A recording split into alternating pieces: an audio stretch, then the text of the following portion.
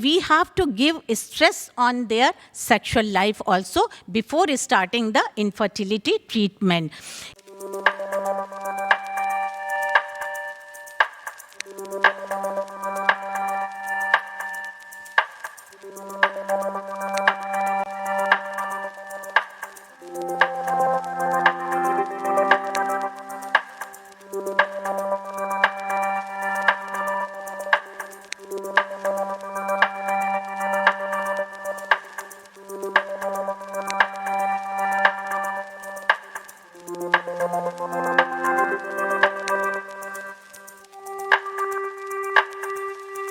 Good afternoon, all.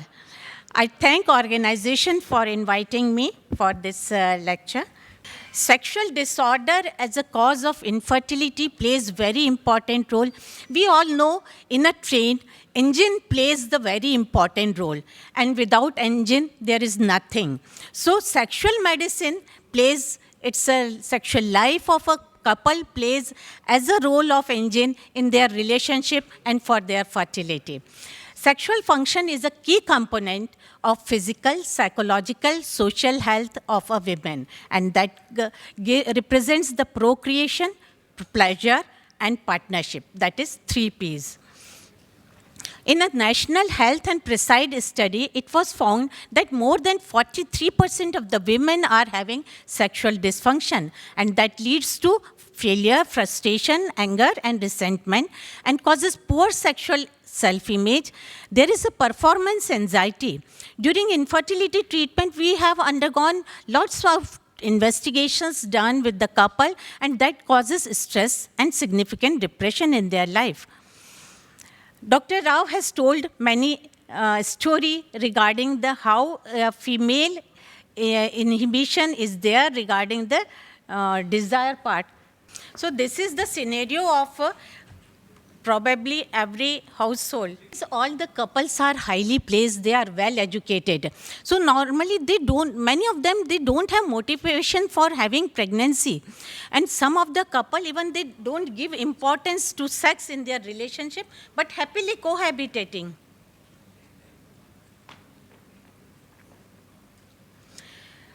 How sexual function is important in infertility and what are they? Mainly the female sexual interest arousal disorder and genitopelvic pain and penetration disorders. It is seen that if a couple performs intercourse once time per week, the conception rate within 6 months is about 17%. And if they do it for 3 times per week, the rate increases to 50%.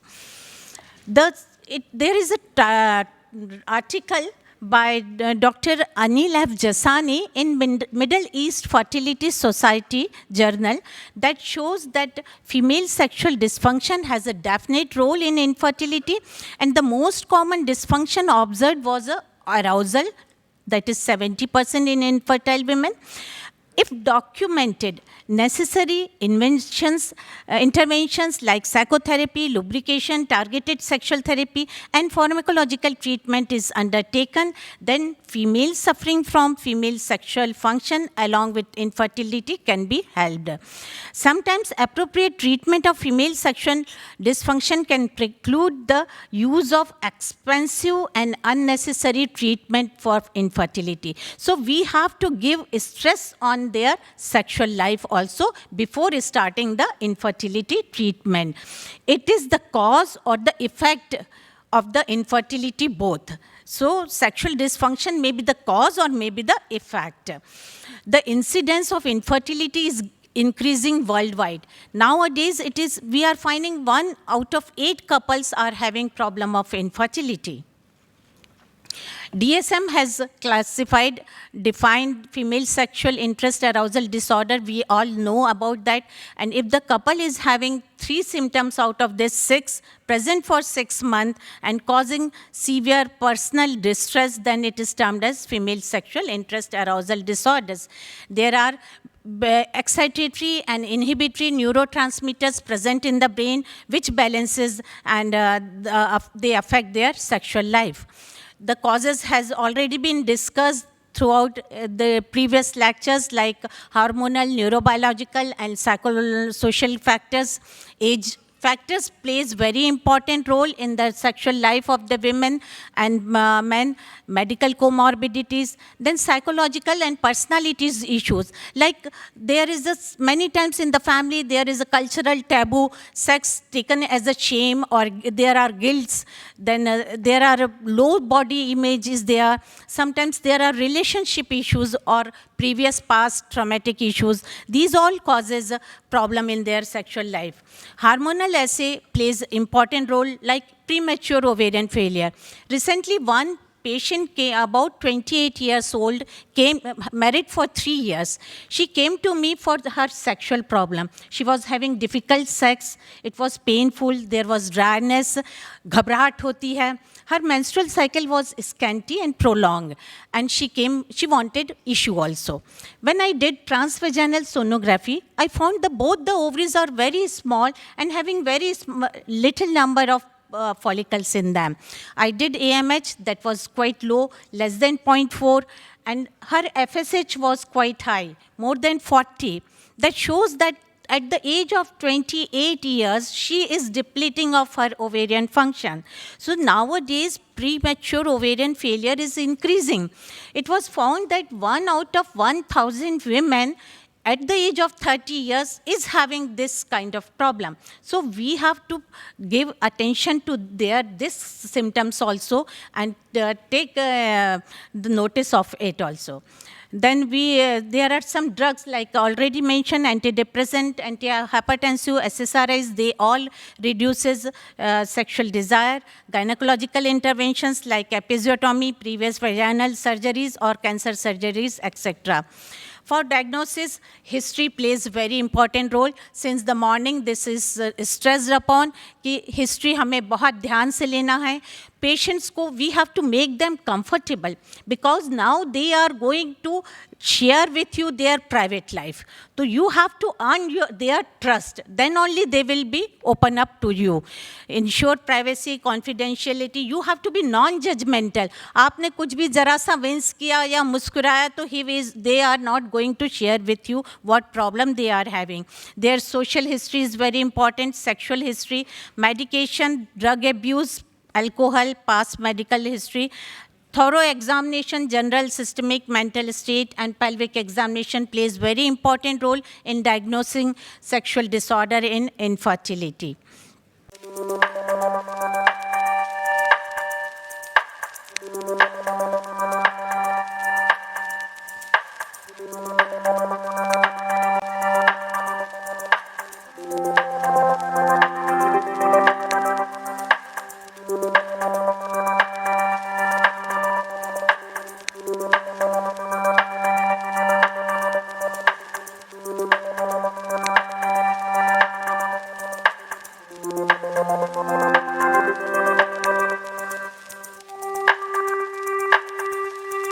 Sexual history, how to take is already discussed.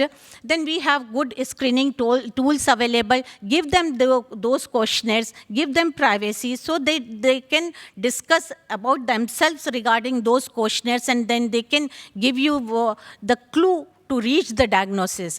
Investigations, routine investigations, then LFT, RFT, hormone profile plays important role, like thyroid, prolactin, testosterone, estrogen level. Just I talked to you that patient of premature ovarian failure. These patients have low estrogen, high FSH values, and their AMH count is also low. So we have to give stress on these also. Then regarding the management, non-pharmacological management, this is all discussed. Exercise regularly has discussed in detail about all these things. Then we have for psychotherapy, Placid model, Allows model, Mabie's model, and sensate focus therapy given by Masters and Johnsons that increases awareness of pleasurable sensations. For pharmacotherapy, flibanserin, buspirone, bremelanotide, bupropion, testosterone gel available in the form of 300 microgram patches or gel as a 1% gel. This should be given for 3 to 12 months, and this is off-label, very effective treatment, especially for sexual satisfaction and orgasm. And even the side effects are very less and reversible if it is given in right doses for short period of time. Then another disorder which causes problem in fertility, that is genitopelvic pain and penetration disorder. Vaginismus is already discussed by Dr. Poonam Mishra. Now we have to look what vagina is speaking out. Vaginismus is done already. It's a persistent or recurrent difficulty of the women to allow vaginal entry of penis and finger or any object despite the women's expression wish to do so. And it is involuntary and uncontrolled. The incidence is 0.6 to 7%, but clinically it is more, rather 5 to 17%. And it is found that if a woman is having vaginismus, then 5 to 45% of the man partner is having erectile dysfunction or premature ejaculation.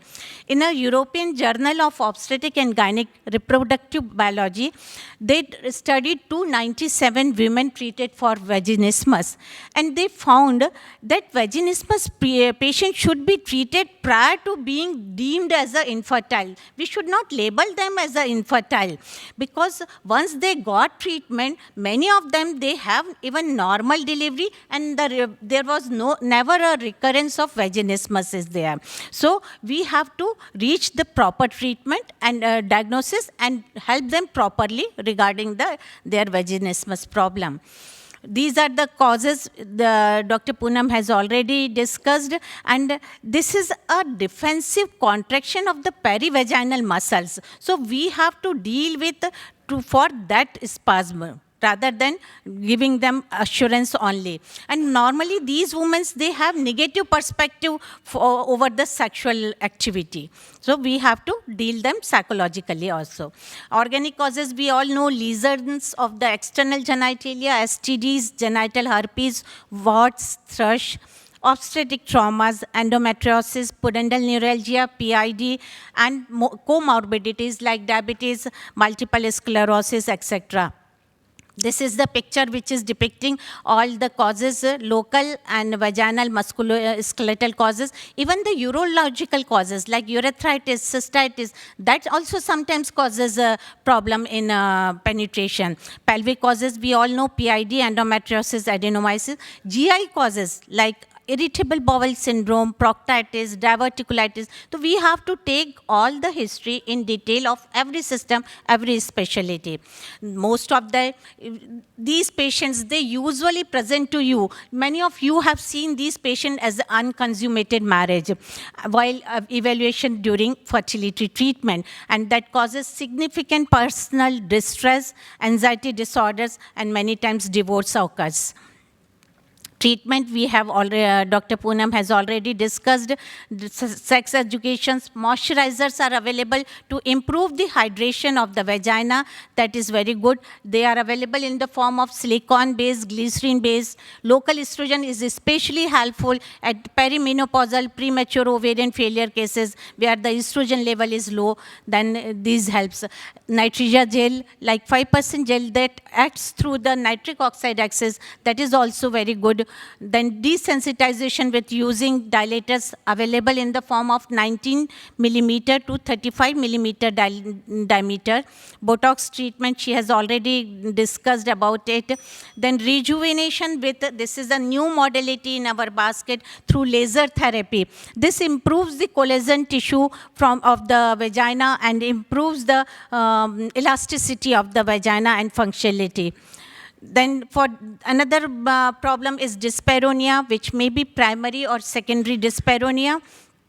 It can be superficial and deep. We all know the causes: vulvodynia, vulvar vestibulitis, vaginitis, urethritis, and in deep, endometriosis, adhesions, adnexal pathology, retroverted uterus, pelvic congestion, or chronic cervicitis.